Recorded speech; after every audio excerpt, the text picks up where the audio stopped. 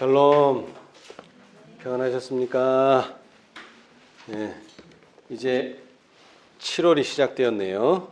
예, 더운 무더위가 아마 올지도 모르겠는데 건강에 유의하시기 바랍니다.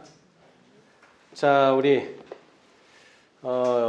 이 이스라엘 백성의 역사를 우리가 공부하고 있는데요. 이 이스라엘이 잘못하면 하나님께서 하나의 심판의 도구로 몇 가지를 사용하시는 것이 있습니다. 뭐가 있습니까? 예, 기근, 또요. 질병, 뭐 여러 가지가 있죠. 예, 간단히 두 가지로 얘기하자면 이런 것이 있습니다. 자, 이사야서 두 가지로 얘기하자면 적어도 이 두 가지를 가지고 하나님께서는 이스라엘을 옳은 길로 인도하십니다. 이사야서 51장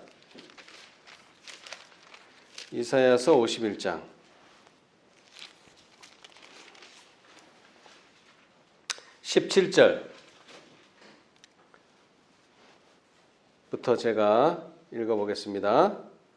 여호와의 손에서 그 분노의 잔을 마신 예루살렘이여, 깰지어다 깰지어다 일어설지어다. 내가 이미 비틀거림치게 하는 큰 잔을 마셨다 하였도다. 내가 낳은 모든 아들 중에 너를 인도할 자가 없고 너의 양육한 모든 아들 중에 그 손으로 너를 이끌 자도 없도다. 이 두 가지 일이 내게 당하였으니 누가 너를 위하여 슬퍼하랴. 곧 황폐와 멸망이요 기근과 칼이라. 내가 어떻게 너를 위로하랴. 예, 가장 기본적인 두 가지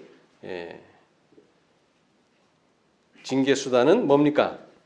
기근과 칼입니다. 기근과 칼. 예.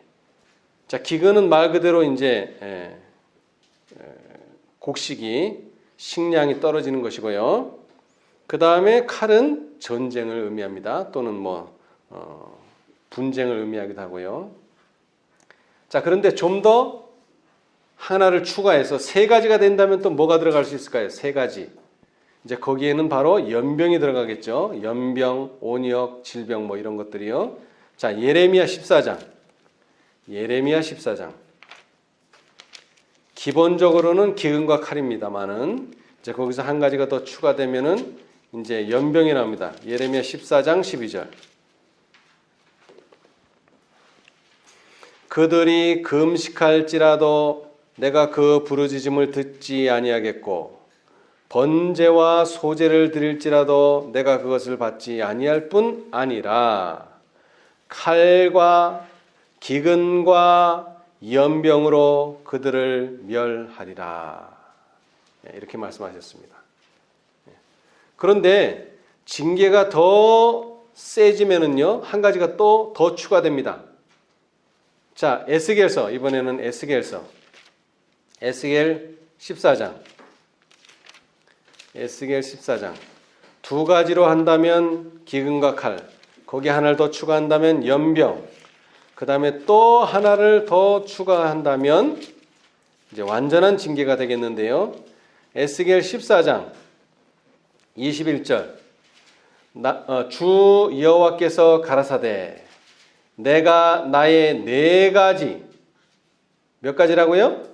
네 가지 중한 벌, 곧 칼과 기근과 사나운 짐승과 온역을 예루살렘에 함께 내려 사람과 짐승을 그 중에서 끊으리니 그 해가 더욱 심하지 않겠느냐. 그래서 뭐가 추가됩니까? 짐승이 하나 추가됩니다. 짐승. 그래서 칼, 기근, 짐승, 온역, 이 네 가지는 완전한 하나님의 징계입니다. 이 징계를 통해서 하나님께서는 그릇 행하는 자들을 다 멸하시겠다, 끊으시겠다, 이렇게 선포를 하셨어요. 자, 그런데 여러분, 많게는 네 가지, 적게는 두 가지인데 이 중에서 가장 강력한 징계 수단이 뭡니까? 이 네 가지 중에서 이 중에서 가장 강력한 게 뭘 것 같습니까?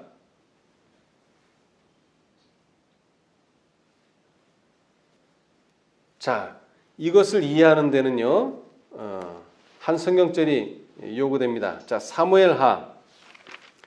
다윗이 인구조사를 하지 말았어야 되는데 교만하게도 인구조사를 했어요. 사무엘하 24장 13절. 사무엘하 24장 13절. 그때 하나님께서는 어떤 벌을 받겠느냐 하고 물어보셨어요. 사무엘하 24장 13절. 거기에 세 가지의 선택이 있습니다. 세 가지의 선택. 이제 선지자 갓이요. 갓이 다윗에게 이르러 고하여 가로되 왕의 땅에 7년 기근이 있을 것이니까 혹시 왕의 대적에게 쫓겨 석 달을 그 앞에서 도망하실 것이니까 혹시 왕의 땅에 3일 동안 온역이 있을 것이니까 왕은 생각하여 보고 나를 보내신 이에게 대답하게 하소서. 자, 세 가지 중에 한 가지를 선택하라 그랬어요. 뭡니까? 7년 기근. 그 다음에 3달 동안 왕이 전쟁으로 쫓겨다니는 거. 그 다음에 마지막은 뭡니까? 3일간의 온역. 여러분 뭐가 제일 강력한 것 같아요? 자, 자, 예를 들어서 10,000명이 하나님의 재앙으로 죽는다고 칩시다. 10,000명이. 근데 7년 동안 10,000명 죽는 게 강합니까? 아니면 석 달 동안 10,000명 죽는 게 강합니까? 아니면 3일 만에 10,000명 죽는 게 강합니까? 3일 만에 10,000명이 죽는 게 가장 강력하죠. 그러니까 날짜가 많아지면 많아질수록 이건 약한 겁니다. 징계가 약한 거예요. 재앙이 약한 재앙이에요. 그러니까 가장 약한 재앙이 뭡니까? 기근이에요. 기근. 기근은 단번에 사람이 죽거나 뭐 이러지는 않습니다. 그러나 서서히 죽습니다. 예. 그래서 이 기근은 7년이나 시간이 필요해요. 7년이라는 시간이 필요해요. 그러나 전쟁, 칼은 석 달만이면 충분합니다. 석 달. 그 다음에 가장 강력한 것은 온역, 질병, 전염병은 3일 만에 초토화시킬 수 있습니다. 그래서 그 예를 보면요. 하루에 23,000명이 죽은 예가 있죠? 하루 만에. 그런 거 보셨어요? 자, 고린도전서.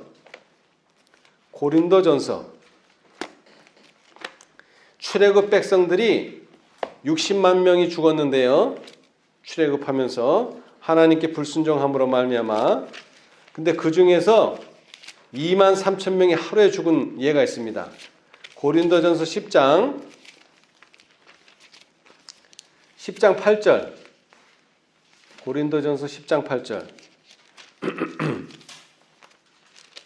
고린도전서 10장 8절. 이 10장은 다 출애굽한 내용인데요.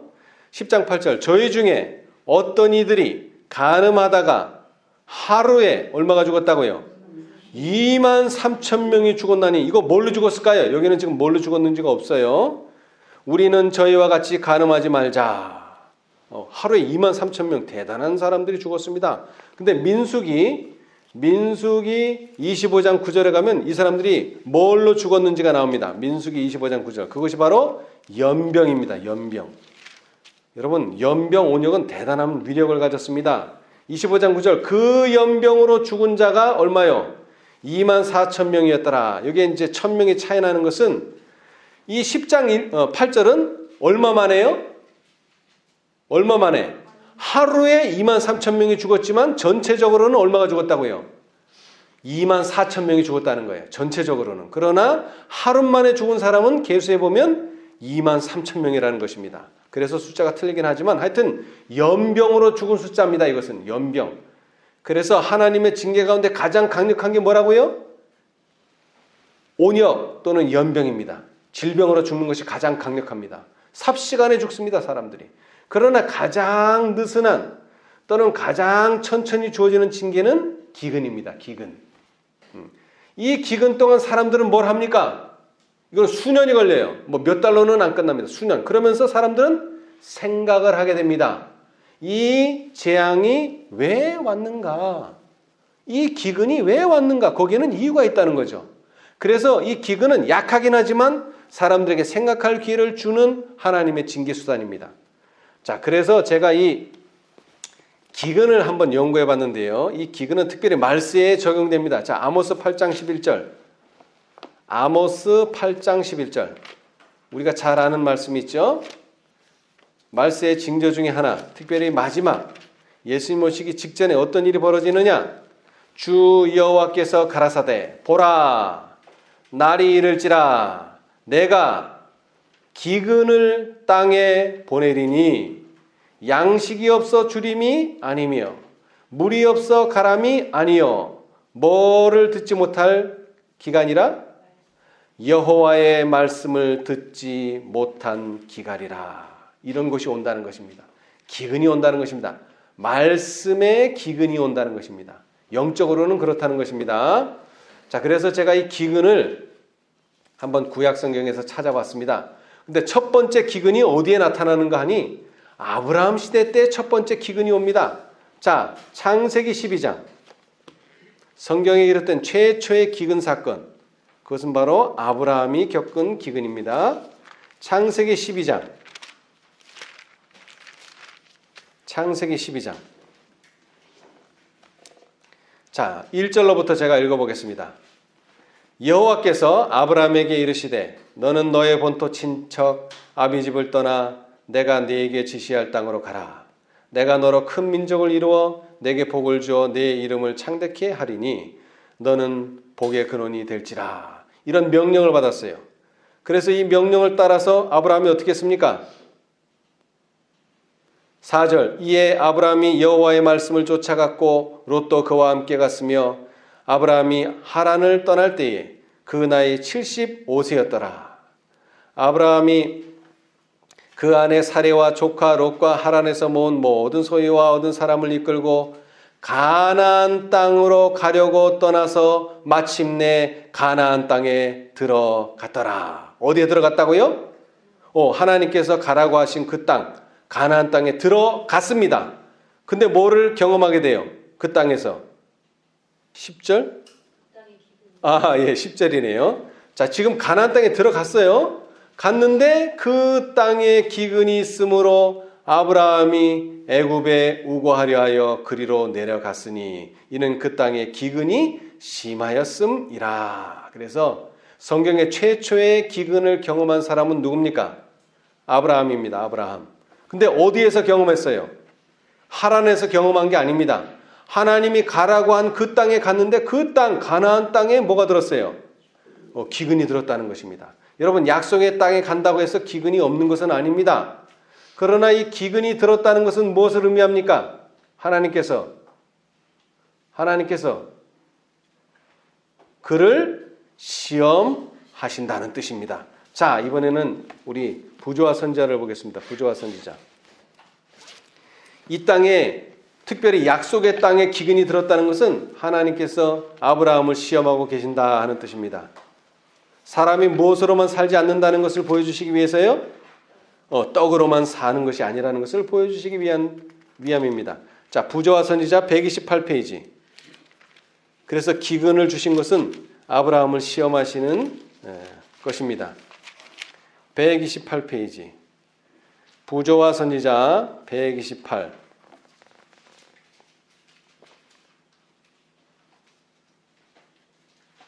128, 129.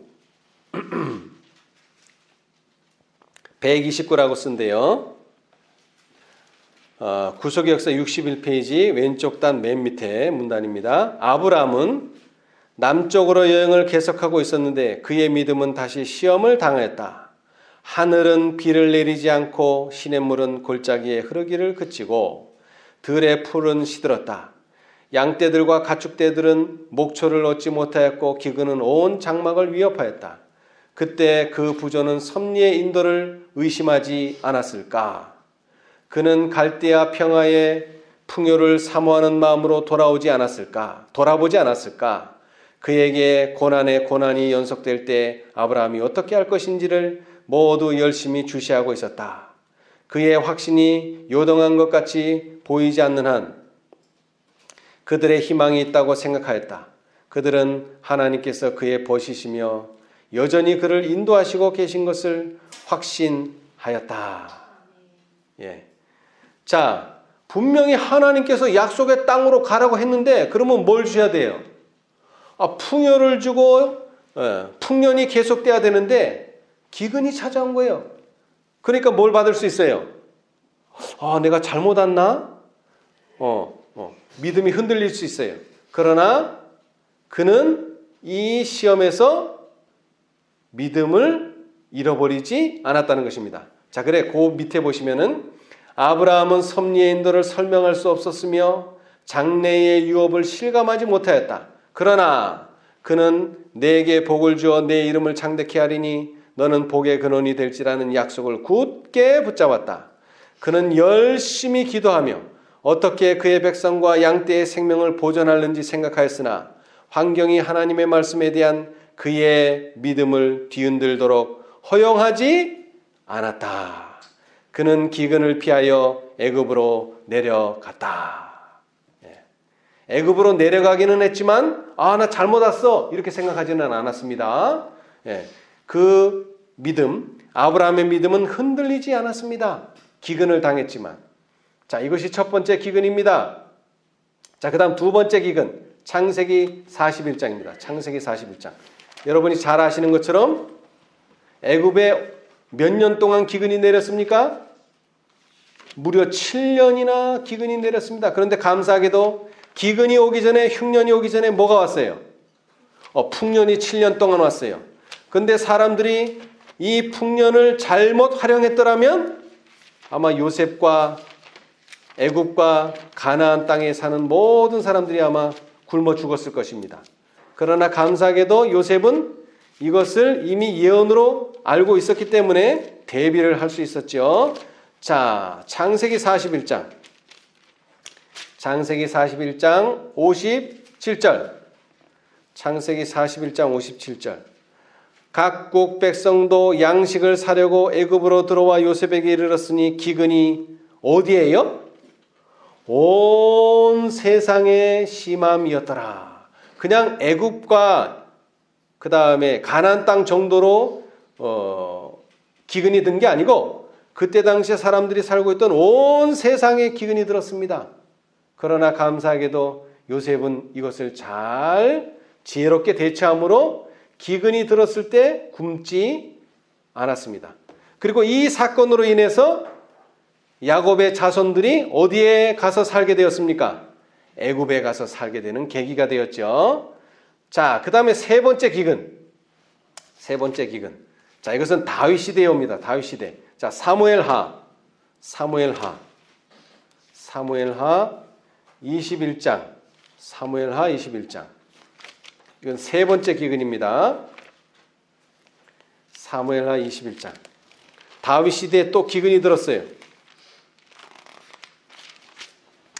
자, 21장 1절을 제가 읽어보겠습니다. 사무엘하 21장 1절. 다윗의 시대에 년분연 3년 기근이 있으므로 다윗이 여호와 앞에 간구하매 여호와께서 가라사대 이는 사울과 피를 흘린 그 집을 인함이니 저가 기브온 사람을 죽였음이니라 하시니라. 자, 여러분, 다윗의 시대에 년분연이 뭐냐면 해죠. 다시 년이 다시 거듭되면서 계속해서 연달아 얼마 동안 3년. 그러니까 3년이 한 해는 흉년, 그 다음에는 풍년, 한 해는 흉년 이렇게 떨어진 3년이 아니고 계속 연분연 계속 연이어서 3년 내리 뭐가 왔다는 거예요? 기근이 왔다는 거예요. 그러니까 대단한 기근이죠. 3년을 계속 기근이 오니까. 그래서 그 이유를 하나님께 여쭤보니까 뭐라는 겁니까? 그 이유가 사울과 피를 흘린 그 집을 인함이라. 누구의 피? 기브온 사람의 피를 흘렸다는 거예요. 누가요? 사울과 그 집안이. 그래서 7명이 죽게 됩니다. 그리고 나서 이 기근은 해갈이 됩니다. 자, 그런데 여러분, 기브온 하면은 생각나는 사건이 있죠? 기브온 출애굽 백성들이 광야를 걷고 있는데 누가 나타났습니까? 이 기브온 사람들이 나타났어요. 마치 뭐 한 것처럼, 멀리서 온 것처럼 막 곰팡이 난 거 막 이런 거 보여주면서, 아, 우리 멀리서 왔는데 당신 소식을 들으니까 당신들이 하나님의 백성이라는 걸 내가 안다고. 그래서 좀 우리 백성과 언약을 맺어서 우리 백성을 좀 침입하지 말고 우리 함께 삽시다. 언약을 맺었어요. 뭘로? 거짓말로 언약을 맺었어요. 이 기브온 사람들은 가나안 족속이기 때문에 점령을 당해야 되는데 거짓말을 해가지고 점령당하지 않도록 약속을 맺었어요. 근데 이 약속이요, 거짓 위에 세워진 약속입니다. 그런데 하나님께서는 이 약속까지도 뭐 하십니까? 지키세요. 그래서 왜 사울이 이 기브온 사람들을 죽였느냐? 죽여서는 안 되는데, 그래서 기근이 왔다는 겁니다. 그래서 이걸 해결하기 위해서 7명을 내줘야 됐어요. 7명. 그러나 그 중에서 누구의 아들?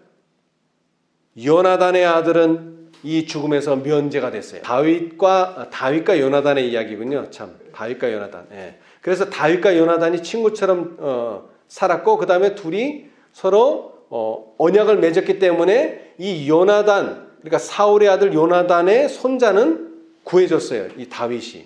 예. 그래서 요나단의 아들은 살아났지만 나머지 사울의 자손들 중에 7명이 기브온 사람들에게 내줘서 기브온 사람들이 죽여버렸어요.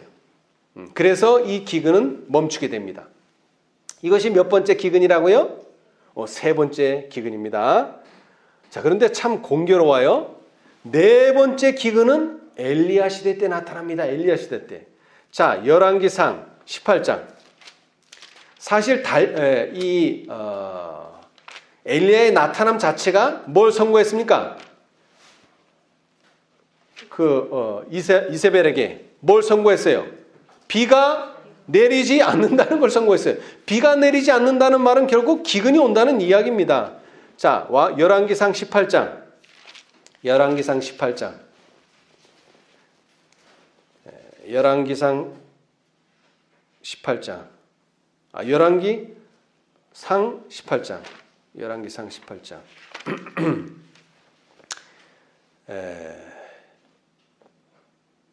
자, 1절로부터 제가 읽어보겠습니다. 많은 날을 지내고 제3년에 여호와의 말씀이 엘리야에게 임하여 가라사대 너는 가서 아합에게 보이라.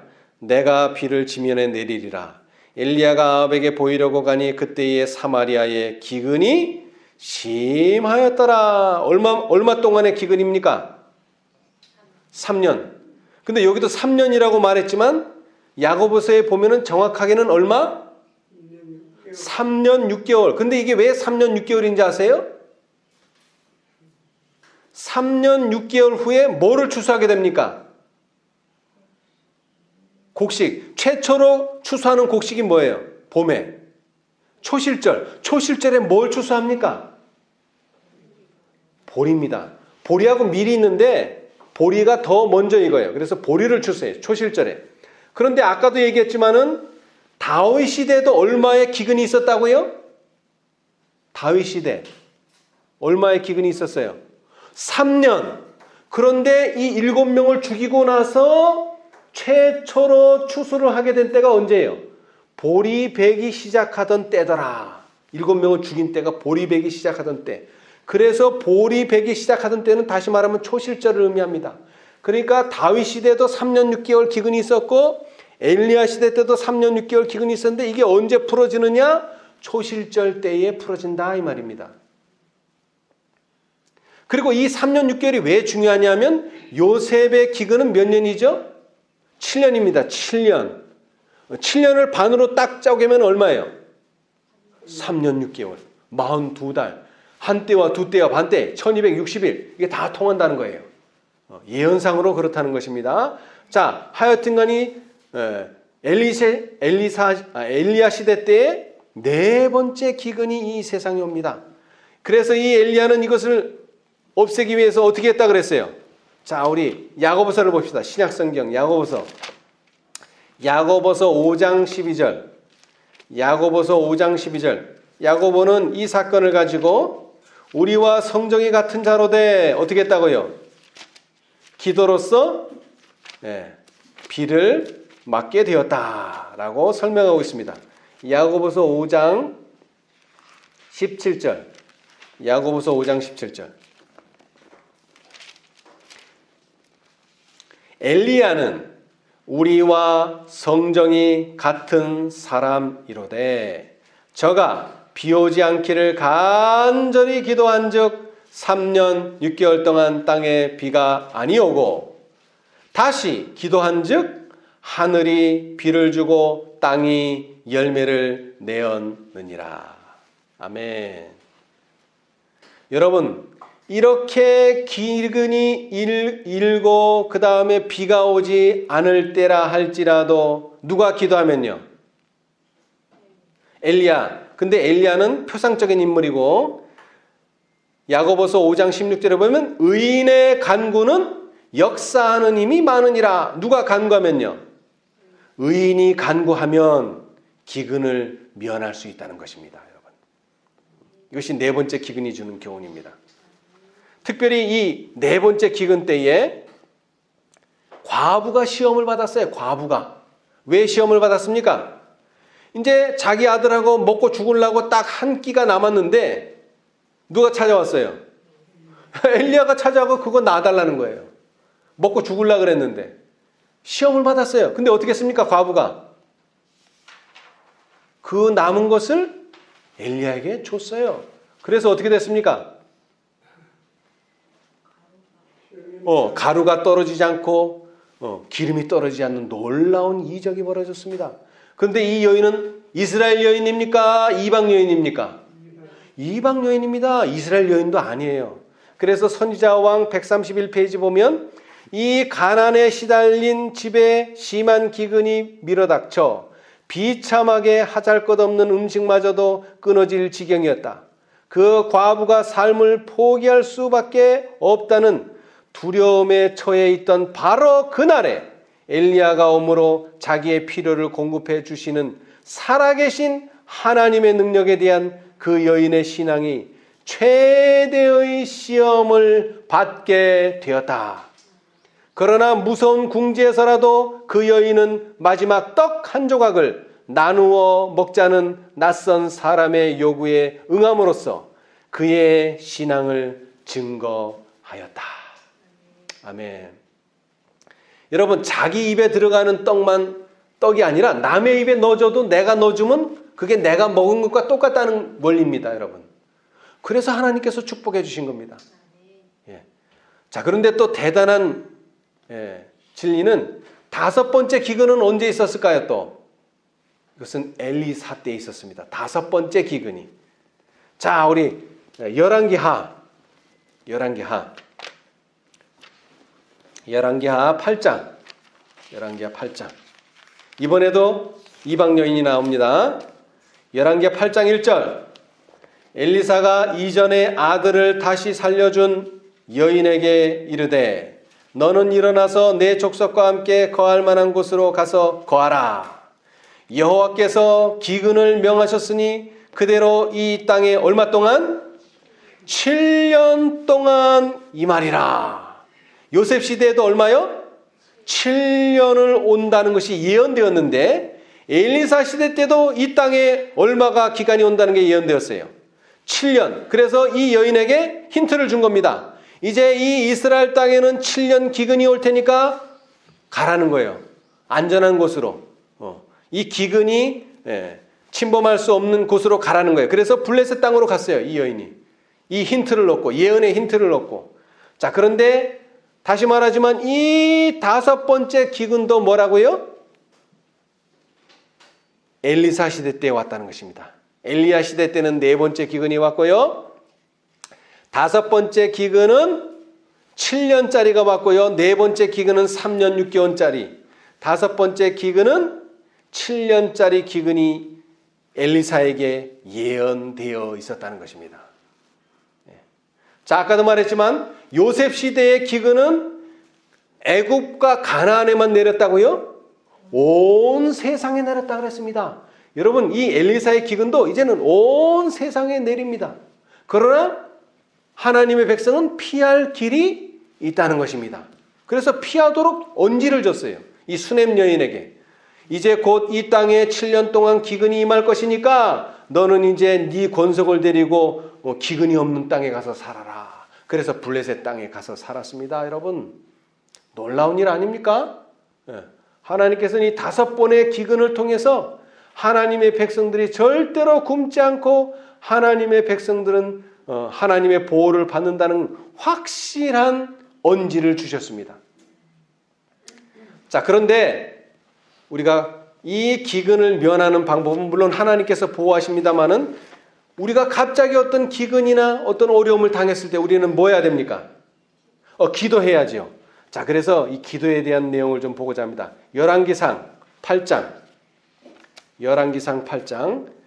이 솔로몬 시대에 정말로 다윗 시대부터 열망하던 성전이 세워졌습니다. 드디어. 열왕기상 8장. 그래서 이제 솔로몬은 축사를 합니다. 그리고 기도를 합니다. 그 기도에 나오는 내용입니다. 열왕기상 8장. 열왕기상 8장. 이제 성전 건축이 다 됐어요. 이제 마지막으로 법궤가 성전 지성소에 잘 안치되었습니다. 그리고 이제 솔로몬이 기도합니다. 8장 13절. 8장 13절. 내가 참으로 주를 위하여 계실 전을 건축하였사오니 주께서 영원히 거하실 처소로소이다 하고 얼굴을 돌이켜 이스라엘의 온 회중을 위하여 축복하니 때에 이스라엘의 온 회중이 섰더라. 자, 그리고 좀 내려가서요. 32절. 이제 그 성전 봉축하는 그날 드린 솔로몬의 기도입니다. 31절. 만일 어떤 사람이 32절. 열왕기상 8장 32절.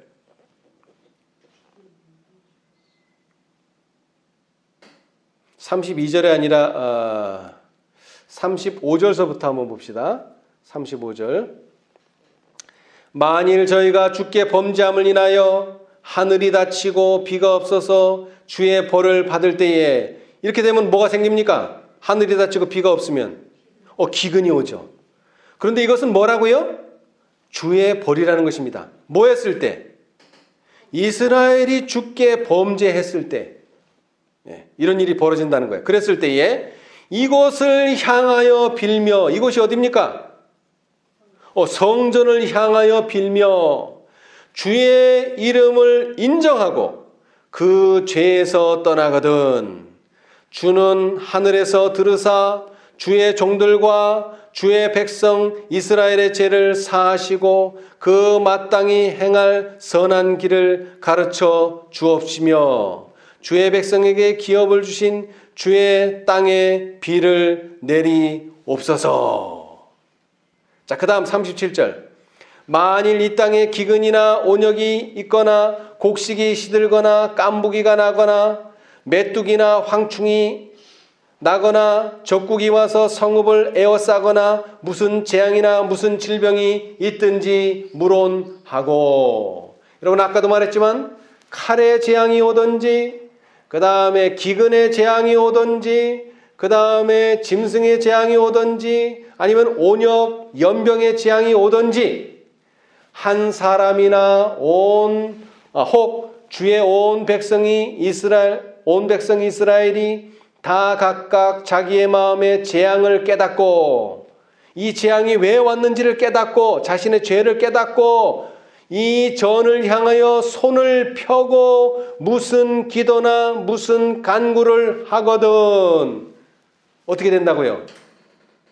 주는 계신 곳 하늘에서 들으시고 사유하시며 각 사람의 마음을 아시오니 그 모든 행위대로 행하사 갚으시옵소서.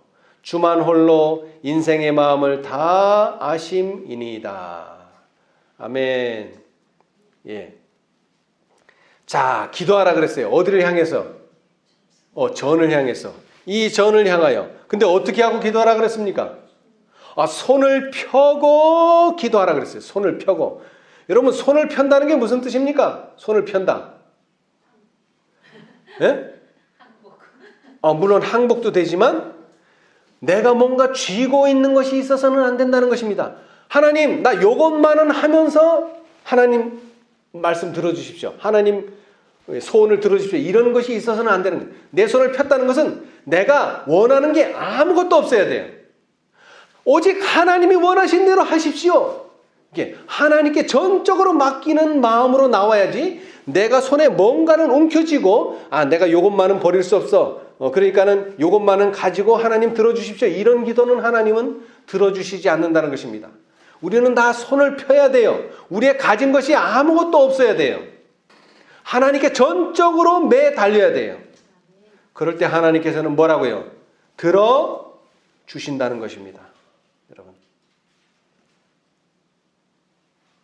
자, 그런데 제가 오늘 이 기도의 응답에 대해서 드리고 싶은 말씀이 있는데요. 그것은 무엇이냐면 오늘날 많은 기독교인들이 뭘 원합니까? 뭘 원해요? 축복을 원하죠. 물론 축복이 잘못된 것은 아닙니다만은 오늘날 많은 특별히 재림을 기다리는 백성들이 빛과 능력을 원해요. 그것도 큰 능력을 원해요. 맞습니까? 맞아요. 여러분, 늦은 비 받는 이유가 뭐예요? 뭐 받으려고 그러는 거예요? 능력 받으려고 하는 것입니다. 근데 여러분, 여기서 간과하지 말아야 될 것이 한 가지 있어요. 자, 이것은 중요하니까 우리 다 한번 찾아봅시다. 자, 초기 문제. 여러분, 오늘날 우리가 기근이나 칼이나 짐승이나 온역을 당했을 때 우리는 기도해야 됩니다. 그러나 여러분, 기도하실 때 꼭 이것을 잊지 마시기 바랍니다. 기도의 응답은 빛과 능력으로만 주어지는 것이 아니라는 사실을 꼭 기억하시기 바랍니다. 자, 초기 문제 55페이지. 초기 문제 55페이지.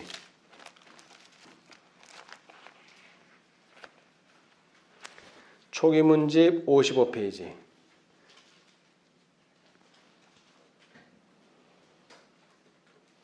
초기 문제 55페이지. 좀 긴 내용입니다만은, 자, 거기 2018페이지 오른쪽 단 맨 밑에, 자, 이게 2300조의 끝입니다. 여러분, 2300조의 끝은 언제죠? 예수님 오시기 직전입니다. 재림 직전이에요. 그렇죠? 나는 아버지께서 보좌로부터 일어나 불병거를 타시고 휘장 안에 있는 지성소로 들어가. 여러분, 2300주야. 1844년 10월 22일 벌어진 일이 뭡니까? 바로 이 사건이 벌어졌다는 거예요. 나는 아버지께서 보좌로부터 일어나 불병거를 타시고 휘장 안에 있는 지성소로 들어가 좌정하시는 것을 보았다. 그러자 예수께서도 보좌로부터 일어나셨고 그의 앞에서 머리를 숙이고 있던 무리들도 그분과 함께 모두 일어섰다. 나는 예수께서 일어나신 이후에는 단 한 줄기의 빛도 그분으로부터 부주의하는 무리들에게로 가는 것을 보지 못했다. 그들은 칠흑 같은 어둠 속에 버려졌다. 예수님과 함께 일어선 무리는 그분이 보좌를 떠나 그들을 좁은 길로 인도하실 때 그들의 눈을 그분께 고정시키고 있었다. 그 후에 그분은 오른팔을 들고 사랑스러운 목소리로 말씀하셨다. 여기서 기다려라. 내가 나라를 받으러 아버지께로 가노라. 너희의 복을 흠없이 보존하고 있어라. 잠시 후면 내가 혼인잔치에 돌아와서 너희를 내게로 영접하리라. 그때 불꽃같이 번쩍이는 수레바퀴가 달린 구름병거가 천사들에게 둘러싸여 예수님이 계신 곳으로 왔다. 그분은 병거를 타시고 아버지께서 앉아 계시는 지성소로 가셨다. 거기서 나는 예수께서 대제사장으로서 아버지 앞에서 계신 것을 보았다. 그분이 입은 제사장의 예복의 가장자리에는 방울과 석류무늬가 장식되어 있었다. 대제사장이 입는 예복을 묘사하고 있습니다. 예수님과 함께 일어선 자들은 지성소에 계신 그분에게 자신들의 믿음을 상달시키면서 우리 아버지시여 우리에게 당신의 영을 부어 주시옵소서라고 기도했다. 그러자 예수께서 그들에게 성령을 불어넣어 주셨다. 그 안에는 무엇이 있었습니까? 빛과 능력과 풍성한 사랑과 기쁨과 평안이 있었다. 몇 가지가 있었죠? 5가지. 빛, 능력, 사랑, 기쁨, 평안. 5가지입니다. 자, 이제 그 다음으로 나는 보좌 앞에서 아직도 머리를 숙이고 있는 무리에게 시선을 돌렸다. 그들은 예수께서 그곳을 떠난 것도 몰랐다. 사단이 보좌 곁에 나타나 하나님께서 하시는 일을 하려고 했다. 그들은 보좌를 쳐다보며 아버지여 우리에게 당신의 영을 부어 주시옵소서라고 기도했다. 기도 내용은 똑같습니다. 사단이 그들에게 거룩하지 못한 영역을 불어넣어 주었는데 그 안에는 뭐가 있었습니까? 빛과 큰 능력은 있었지만 자비로운 사랑과 기쁨과 평안이 없었다. 뭐가 없었다고요? 사랑과 기쁨과 평안은 없습니다. 사단의 목적은 그들을 속이고 깨어서 그들로 하나님의 자녀들을 미혹해 하려는 것이었다. 여러분, 오늘날 사람들이 뭐에 미혹되는지 아세요? 빛과 능력에 미혹당합니다, 여러분. 왜? 사단도 빛과 능력은 줄 수 있어요. 근데 뭐를 줄 수 없어요? 사랑과 기쁨과 평안은 줄 수가 없습니다. 우리는 자꾸 외적인 빛과 능력만 찾는데 그것은 사단도 줄 수 있어요. 그러나 그 속에 있는 내재하는 품성, 사랑과 기쁨과 평안은 사단은 줄 수가 없습니다.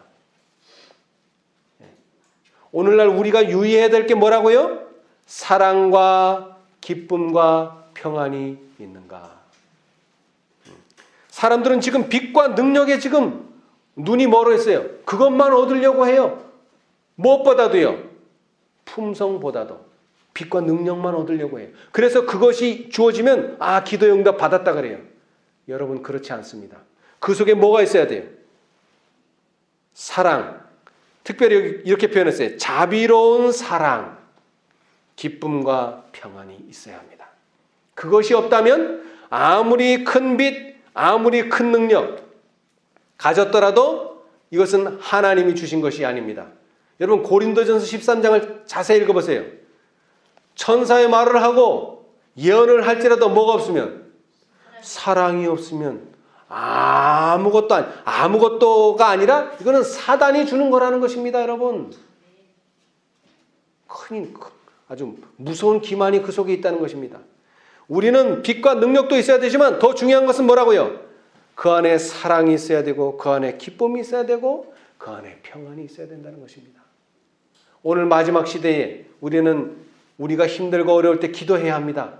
그러나 그 안에는 빛과 능력만 있는 것이 아니라 그 안에는 사랑과 기쁨과 평안이라고 하는 하나님의 품성이 들어가 있어야 한다는 것입니다.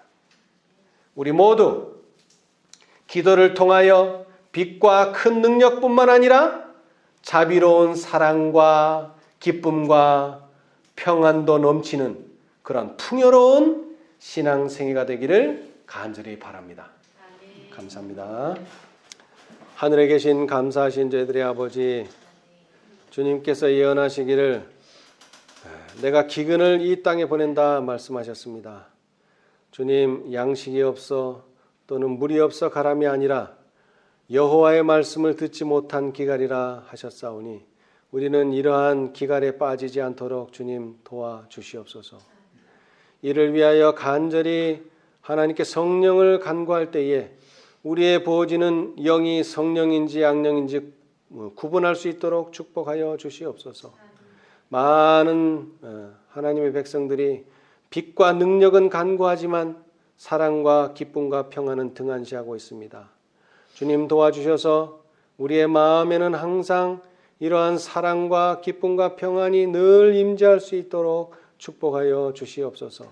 그 위에 빛과 능력이 임할 수 있도록 도와주시옵소서. 주님, 구약 당시에 많은 당신의 백성들 가운데 기근을 경험한 하나님의 백성들이 있었습니다. 그러나 그 기근의 원인이 무엇인지를 알고 우리 하나님께 간절히 간구할 때에 그 모든 기근의 문제를 해결할 수 있었습니다.